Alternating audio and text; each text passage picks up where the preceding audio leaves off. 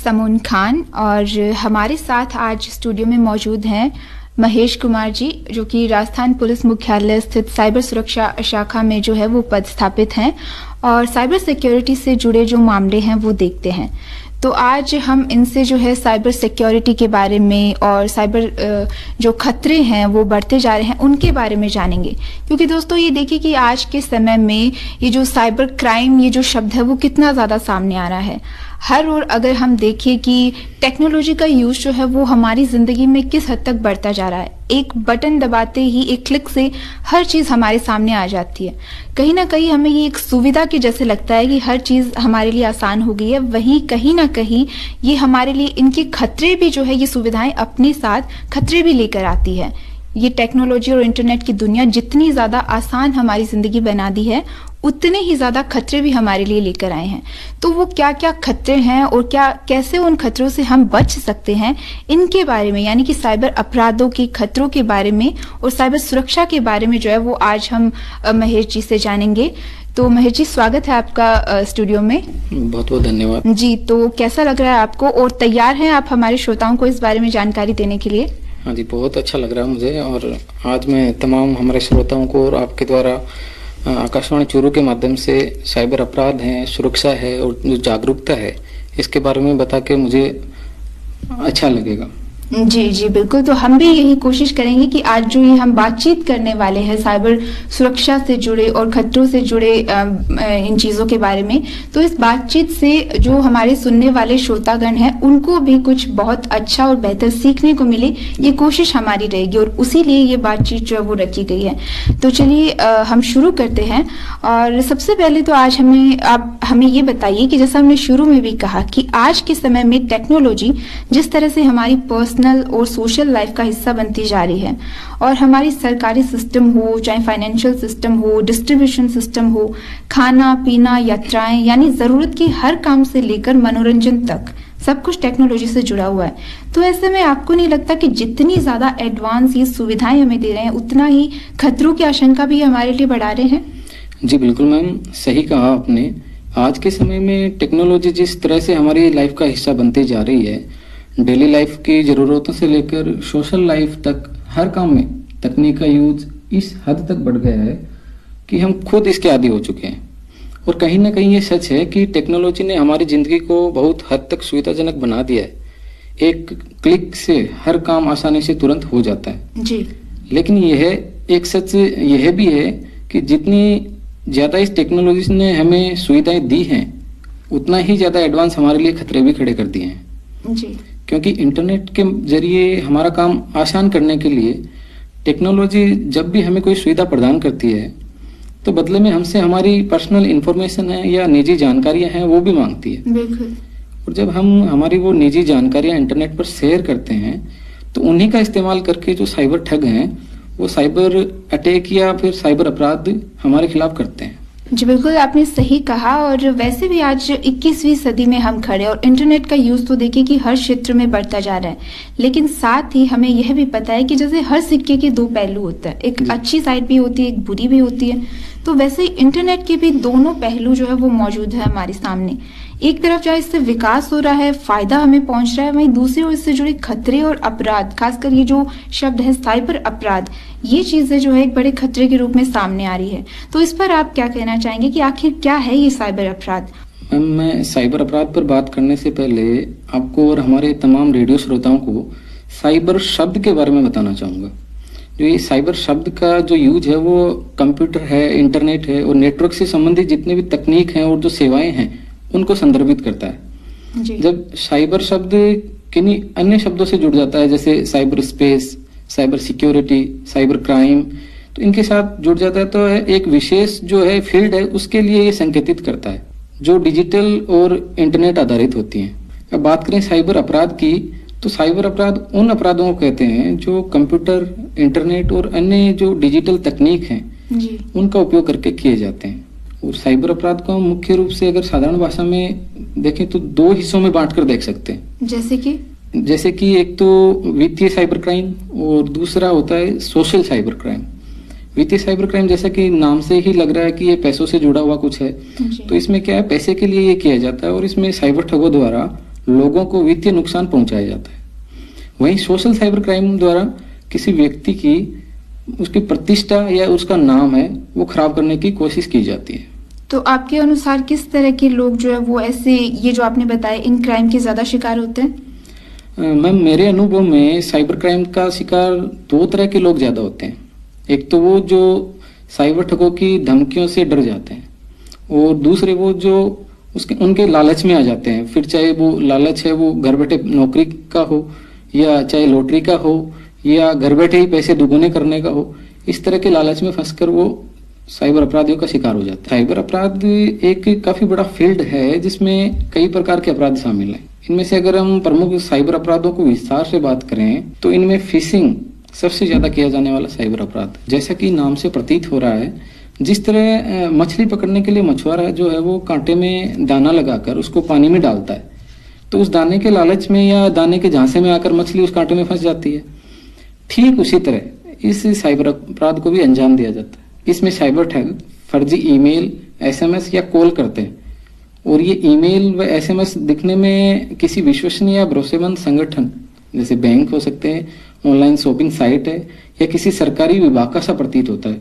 और जैसे ही हम उस ईमेल या एसएमएस में दिए गए लिंक पर क्लिक करते हैं, या ईमेल के साथ भेजे गए किसी अटैचमेंट जैसे कोई पीडीएफ फाइल है या कोई फोटो है, उसको ओपन करते हैं, तो वो हमारी जो महत्वपूर्ण और जो हमारी पर्सनल जानकारियां हैं, जैसे हमारे पासवर्ड हैं, बैंक डिटेल्स हैं, आधार कार्ड है, क्रेडिट कार्ड और डेबिट कार्ड नंबर हैं, लॉगिन क्रेडेंशियल हैं, ये सब साइबर ठग के पास पहुंच जाते हैं। क्योंकि साइबर ठगों द्वारा उस अटैचमेंट को या उस लिंक को तैयार ही इस तरह से किया जाता है कि हम जैसे ही उसको ओपन करते हैं तो हमारे डिवाइस में वो मैलिशियस कोड है वो एक्टिव हो जाता है जो साइबर ठग ने भेजा है, और अपने डिवाइस की इंफॉर्मेशन लगातार ठगों के पास पहुंचने लगती है। जी, यानी कि किसी भी चीज पे बिना देखे सोचे क्लिक जो है वो नहीं करना चाहिए। जी बिल्कुल मैम। इसके अलावा साइबर अपराध की बात करें तो एक हैकिंग शब्द है वो साइबर अपराध में माना गया है। हैकिंग में क्या होता है कि यूजर जो है उसकी अनुमति के बिना, उसकी परमिशन के बिना उसके मोबाइल या कंप्यूटर सिस्टम में या कोई भी उसकी कोई डिजिटल डिवाइस है उसमें एंट्री करना, एंट्री करके उसके डेटा को चुरा लेना या उसमें कोई बदलाव कर देना जी, या डेटा को ही डिलीट ही कर देना, इन सब को अंजाम दिया जाता है। इसके अलावा एक शब्द और है साइबर बुलिंग। इसमें क्या होता है, इंटरनेट के माध्यम से या सोशल मीडिया आदि के माध्यम से किसी को धमकी देना, उसको बदनाम करना या उसका उत्पीड़न करना, ये सब शामिल होता है। इसमें ऑनलाइन शॉपिंग या जो पेमेंट साइट का उपयोग करके ठग हैं वो लोगों को धोखा दे रहे हैं जी। इसका अपन एक उदाहरण ले तो देखते हैं कि आजकल इस डिजिटल दुनिया में यह धारणा सी बन गई है कि कोई भी हेल्पलाइन नंबर या कस्टमर केयर नंबर की जरूरत होती है तो हम सीधे ही किसी सर्च इंजन पर जाकर या अन्य किसी ब्राउजर पर जाकर वो नंबर ढूंढने लगते हैं, और सबसे ऊपर जो नंबर हमें दिखाई देता है उसी पर कॉल या मैसेज कर देते हैं जी। और हैरान करने वाली बात तो ये है कि इनमें से ज्यादातर नंबर हैं वो साइबर ठगों द्वारा डाले गए होते हैं। ये लोग हमारी मदद करने के बहाने हमारे मोबाइल या कंप्यूटर में एपीके फाइल्स होती हैं वो शेयर करके उनको ओपन करने के लिए कहते हैं, या फिर कोई लिंक भेजते हैं या फिर कोई ओटीपी भेजते हैं, और हम जल्दबाजी में उनके द्वारा जो निर्देश दिए जा रहे हैं उनको फॉलो करते जाते हैं। लेकिन इन्हीं हेल्पलाइन नंबरों से हेल्प के बहाने हमारे साथ साइबर फ्रॉड हो जाता है जी। यानी कि जागरूकता की कमी की वजह से ये गलतियां हम कर बैठते हैं। जी, जागरूकता की कमी की वजह से हमें ये गलतियां अक्सर करते हैं। इसके अतिरिक्त जैसे सॉफ्टवेयर पायरेसी है, कंटेंट चोरी करना है, चाइल्ड पोर्नोग्राफी है, ऑनलाइन आतंकवाद है, इन सभी को साइबर अपराध की श्रेणी में रखा गया है। और भी न जाने कितने ही प्रकार के साइबर अपराध इस दुनिया में हो रहे हैं। इन सभी प्रकार के अपराधों से बचने के लिए साइबर सुरक्षित रहना बहुत जरूरी है। बिल्कुल। या यूं कहें कि इन सभी प्रकार के अपराधों से बचने के लिए साइबर सुरक्षा की महती आवश्यकता है, और साइबर सुरक्षित रहकर ही हम इन अपराधों में कमी ला सकते हैं। जी, तो आपने अभी साइबर अपराधों के बारे में हमारे श्रोताओं को बताया और सुनकर लगा कि वाकई में कितना बड़ा खतरा जो है ये हमारी जिंदगी में बनता जा रहा है। लेकिन वही बात है कि महेश जी, जितना अगर कहीं पे समस्या अगर है तो वहाँ पे समाधान भी होता ही है जी। तो ऐसे में आप ये बताइए कि इन साइबर अपराधों से सुरक्षा के लिए वो क्या उपाय है जो हम कर सकते हैं? जब हम सरल शब्दों में बात करें तो साइबर सुरक्षा वह तरीका है जिससे व्यक्ति या कोई संगठन है जो साइबर अटैक के जोखिम को कम करते हैं। साइबर सुरक्षा का मुख्य उद्देश्य उन डिजिटल उपकरणों को सिक्योर करना है जिनका हम सभी दैनिक जीवन में उपयोग कर रहे हैं, जैसे हमारे स्मार्टफोन है, कंप्यूटर है, नेटवर्क है,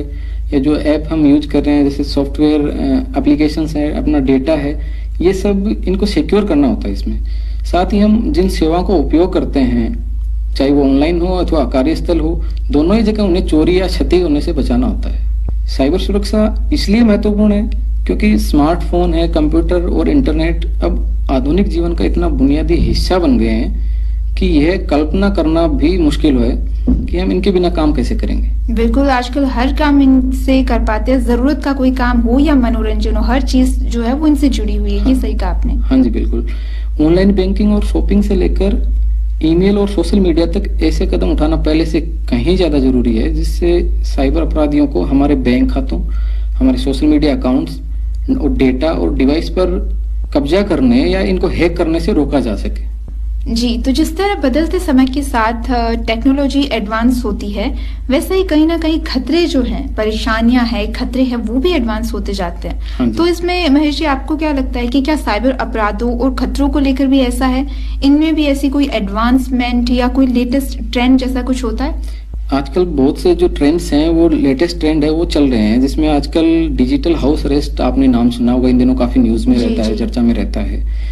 डिजिटल हाउस अरेस्ट में क्या होता है कि पुलिस के नाम पर, जैसे कोई आईबी है, सीबीआई है, कोई ईडी है, आदि एजेंसियां जो होती हैं जी, इनके अधिकारी बनकर आपको वीडियो कॉल करते हैं। ओके। और उनका सेटअप इस तरीके का होता है जैसे कोई किसी वो पुलिस थाने में है या किसी सरकारी विभाग में है जो इन एजेंसियों के जैसा लगता है। तो वो वीडियो कॉल करते हैं और आपको अपनी नजर में रखते हैं और आपको किसी न किसी बात से डरा के रखते हैं और पैसा मांगते हैं आपसे। तो इस तरह से इसका नाम वो कि डिजिटल हाउस अरेस्ट हो गए। इसके अलावा भी इन्हीं जैसे आईबी है, सीबीआई है, दिल्ली पुलिस है, इन एजेंसियों का लेटर हेड जो है उससे मिलता जुलता लेटर बनाकर और उन पे फर्जी मोहर लगाकर लोगों को नोटिस ईमेल किए जा रहे हैं या एसएमएस के द्वारा भेजे जा रहे हैं। जी, लोग उनको असल समझकर डर जाते हैं और उनका शिकार हो जाते हैं। हाँ जी। इसके अलावा आजकल एक अपराध जो साइबर अपराध है वो और हो रहा है। इसमें कोई .apk फाइल्स है वो इन दिनों बहुत ज्यादा शेयर की जा रही है, वो चाहे अपने व्हाट्सएप ग्रुप हो या कोई भी सोशल मीडिया कोई ग्रुप हो, इनमें कभी किसान सम्मान निधि जैसी सरकारी स्कीम में जुड़ने संबंधी, तो कभी शेयर बाजार में पैसा डबल करने या अधिक लाभ कमाने संबंधी ट्रेडिंग एप्स जो हैं वो इंस्टॉल करवाए जा रहे हैं। अच्छा। और ये एपीके फाइल में क्या मलिशियस कोड होता है और उनको खोलने पे हम मतलब साइबर अपराध का शिकार हो जाते हैं। इसके अलावा टेलीकॉम डिपार्टमेंट की तरफ से भी अपने पास फोन आता है कि वो इतना मतलब जल्दबाजी में करवाते हैं कि आपका नंबर है वो 1 घंटे में डिस्कनेक्ट हो रहा है, आप अपना नंबर जारी रखने के लिए या चालू रखने के लिए इतना दबाएं या इतना प्रेस करें। तो वो इसके पीछे एक कोडिंग होती है, वो जैसे हम बटन दबाते हैं वो सारी अपनी इंफॉर्मेशन है वो साइबर ठगों के पास चली जाती है। जी, सुनकर वाकई में जानने को मिल रहा है कि जितना हमने सोचा भी नहीं है उससे भी कई ज्यादा ये साइबर क्राइम जो है वो हमारी दिनचर्या में और हमारी जिंदगी में वाकई में घर करते जा रहे हैं और जिनका हमें अंदाजा भी नहीं है। तो महेश जी आप ये बताइए कि अगर टेक्नोलॉजी के बेसिक यूज करने की और बेसिक सुरक्षा की जो हमारी आदतें होती है वो अगर हम सुधार लें तो क्या हम बहुत हद तक अपने आप को ये जो साइबर अपराध हैं इनसे बचा सकते हैं? और साथ ही ये भी बताइए कि इसके अलावा क्या तरीके हो सकते हैं जिनसे हमारे जो श्रोता है वो साइबर सुरक्षित रह सके? बिल्कुल, जैसा कि अभी इससे पहले हमने बात की कि किस तरह टेक्नोलॉजी का और इंटरनेट की सुविधाओं को लाभ लेने के लिए हमें अपनी जो पर्सनल इंफॉर्मेशन होती है वो शेयर करनी पड़ती है। जी बिल्कुल। और बाद में उन्हीं ही जानकारियों का उपयोग या यूं कहीं दुरुपयोग कर जी हम पर साइबर अटैक्स किए जाते हैं।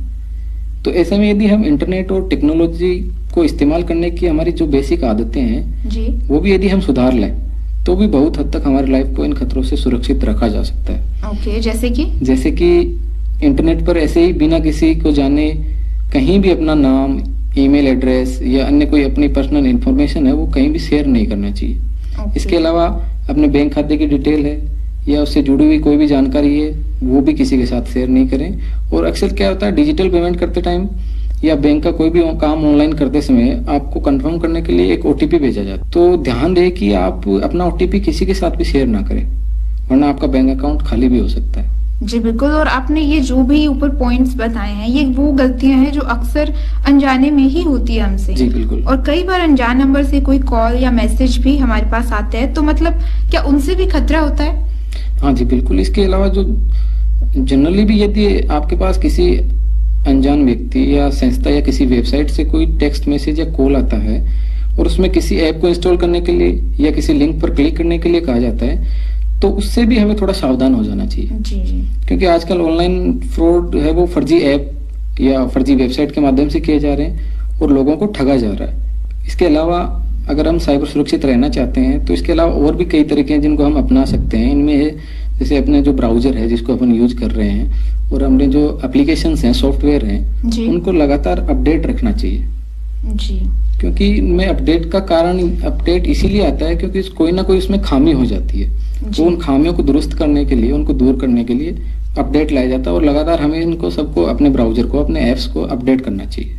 इसके अलावा अपने कंप्यूटर और स्मार्टफोन में हमेशा एंटीवायरस को उपयोग में लेना चाहिए और समय समय पर इस एंटीवायरस को भी अपडेट करते रहना चाहिए। जी बिल्कुल। और ये सारी वो बातें हैं जो हमारे सामने मौजूद होती है, लेकिन फिर भी कई बार अनजाने में, ना चाहते हुए भी हम गलतियां जो है वो कर बैठते हैं और शायद इसीलिए इन जो साइबर अपराध हैं, जो खतरे हैं, इनका शिकार हो जाते हैं। जी जी।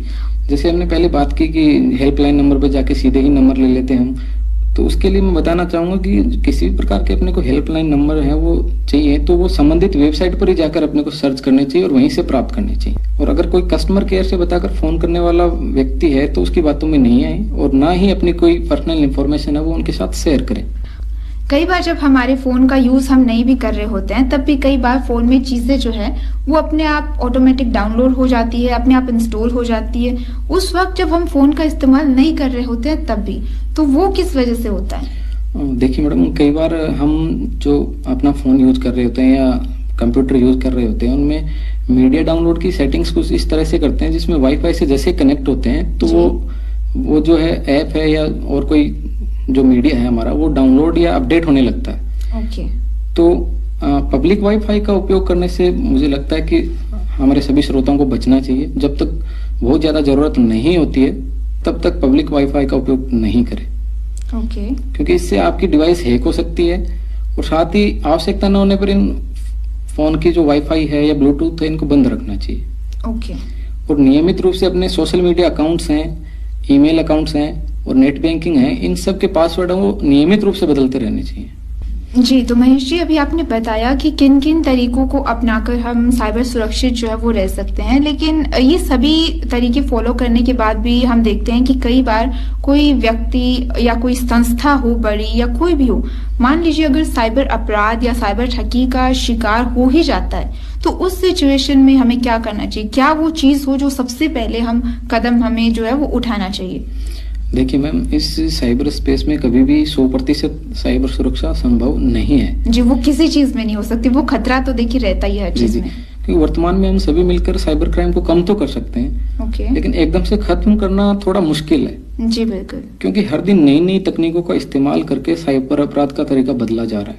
फिर भी जैसे कि आप बात कर रहे हैं कि सभी तरीके अपनाने के बाद भी अगर किसी व्यक्ति के साथ साइबर क्राइम हो जाता है और अगर वह क्राइम या फ्रॉड वित्तीय लेन देन से, जी, जैसे कि ओटीपी पूछकर पैसे निकाल लेना या अवांछित लिंक पर क्लिक करने पर भी बैंक खाते से पैसे निकल जाना, ये इन सब के लिए सबसे पहले तो हमें उस पेमेंट गेटवे के हेल्पलाइन नंबर पर कॉल करना चाहिए जिससे हमने पेमेंट किया है। और ये पेमेंट गेटवे हेल्पलाइन नंबर क्या होता है? इसमें क्या, जब हम पेमेंट करते हैं तो पेमेंट होने के बाद हमारे रजिस्टर्ड मोबाइल नंबर पर एक टेक्स्ट मैसेज आता है जिसमें लिखा होता है कि आपने इतना अमाउंट है वो इस आदमी को या फला व्यक्ति को ट्रांसफर किया है और अगर आपने यह पेमेंट नहीं किया है तो नीचे दिए गए नंबर पर फोन करें। Okay okay. लेकिन प्राय ये देखने में आया है, अधिकतर मामलों में देखने में आया है कि अधिकतर लोग उस मैसेज को या उस हेल्पलाइन नंबर को इग्नोर कर देते हैं, जबकि वित्तीय साइबर ठगी के बाद सबसे महत्वपूर्ण जो नंबर होता है वो यही होता है। पेमेंट गेटवे के नंबर पर कॉल करने के बाद आप घर बैठे ही अपनी जो मोबाइल है, कंप्यूटर है या डिजिटल डिवाइस से भारत सरकार की साइबर कंप्लेंट की जो मुख्य वेबसाइट है www.cybercrime.gov.in, ओके, इस पर जाकर वहां चाही गई जो जरूरी डिटेल्स हैं उनको भरकर अपनी शिकायत दर्ज करवा सकते हैं। और या फिर इसके विकल्प के तौर पर साइबर फ्रॉड की शिकायत के लिए एक हेल्पलाइन नंबर भी है 1930, इस पर भी कॉल करके अपनी शिकायत दर्ज करवा सकते हैं। इसके अलावा एक विकल्प और है कि आप अपने नजदीकी जो पुलिस स्टेशन है या नजदीकी आपके साइबर थाना लगता है उसमें जाकर भी अपनी शिकायत दर्ज करवा सकते हैं। तो ये जो आपने तरीके बताए हैं, ऊपर 3 तरीके शायद आपने बताए हैं। हाँ जी। तो ये केवल जो वित्तीय जो साइबर ठगी होती है या क्राइम होते हैं, यानी कि पैसों से जुड़े जो होते हैं, ये क्या केवल उन्हीं के लिए काम में लिए जा सकते हैं या कोई भी साइबर क्राइम के लिए? नहीं नहीं मैम, मैं आपके माध्यम से श्रोताओं को हमारे ये भी बताना चाहूंगा कि ये जो ऊपर मैंने 3 तरीके जो बताए हैं, ओके, वो केवल वित्तीय साइबर ठगी ही नहीं, बल्कि किसी भी प्रकार के अपराध के घटित होने के बाद उसकी शिकायत इन तीनों विकल्प के माध्यम से किसी पर भी की जा सकती है। इन सभी के अलावा अगर अपने पास कोई फोन आता है, फर्जी फोन कॉल आते हैं, व्हाट्सएप कॉल आते हैं, या मैसेज के जरिए होने वाले जो किसी भी तरह की ठगी है और फ्रॉड के बारे में केंद्रीय जो दूरसंचार विभाग है उसके द्वारा एक चक्षु पोर्टल लॉन्च किया गया है, उस पर जाकर भी आप अपनी शिकायत दर्ज करवा सकते हैं। जी, तो महेश जी, आज आपने जो है वो साइबर अपराध और इससे सुरक्षा से संबंधित बातें जो है वो हमारी तमाम श्रोताओं के साथ शेयर की, और यकीनन इससे हमारे श्रोता साथी जो है वो काफी कुछ सीखे होंगे। लेकिन सर, आखिर में आप जो है वो हमारे श्रोता साथियों के जो है उनको क्या संदेश जो है वो देना चाहेंगे रेडियो के माध्यम से? जी मैम, जहाँ तक बात है युवाओं को संदेश देने की, तो यही कहना चाहेंगे जैसे हम अपने आसपास की घटनाओं की जानकारी रखते हैं जी, वैसे ही वर्तमान में देश, प्रदेश या दुनिया में क्या घटित हो रहा है जी, इसकी भी बेसिक जानकारी हमें रखनी चाहिए। ओके। इसके अलावा सबसे ज्यादा जरूरी अगर कोई चीज है वो है जागरूकता। जी हाँ, जागरूकता ही सबसे बड़ा हथियार है साइबर क्राइम से बचने के लिए।